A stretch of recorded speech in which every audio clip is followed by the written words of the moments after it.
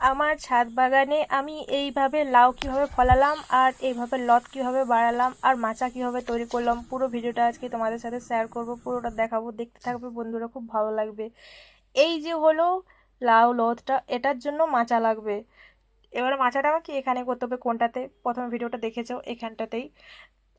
এই জন্য কিছু সামগ্রী আমি আগে থেকে নিয়ে নিয়েছিলাম, বাঁশ টাশ লাগবে, আবার খুঁটিও লাগবে। খুঁটি একটা আমি ইট দিয়ে করবো, ইঁটও এনে রেখেছি। এই আমার হনু ঝুলে আছে, ও ঝুলে ও দিদিকে দেখছে, কারণ দিদিকে আমি বলেছিলাম কঞ্চি লাগবে নিচের থেকে, ওই জন্য কঞ্চি আমাকে ধরিয়ে দিচ্ছিলো।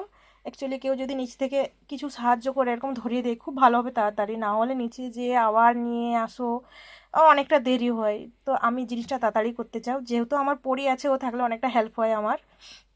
আর তাড়াতাড়ি করতে চাই কেন, কারণ আমি বাপের বাড়ি যাবো, থাকবো না, সেই জন্য। আর লালতটা বেড়ে যাচ্ছে, তার তো মাচা লাগবে একটা, তাই আমি মাচাটা করে দিয়ে যেতে চাই। তো আমি বলেইছিলাম যে একটা খুঁটি লাগবে, সেটা আমি হেঁটে দিয়ে করে ফেলেছি। এবারে এখানে তো সে মাটি না, না হলে তো আমি খুঁটি গাড়তাম। তো এখন একটা খুঁটি তো লাগবে, তার জন্য ইঁট দিয়ে করে নিলাম। এবার দেখি লাস্ট পর্যন্ত মানে ইটের খুঁটিটা কত শক্ত হয় আর মাচাটা রাখতে পারে কিনা, হাওয়া দিয়ে উড়ে যায় কিনা।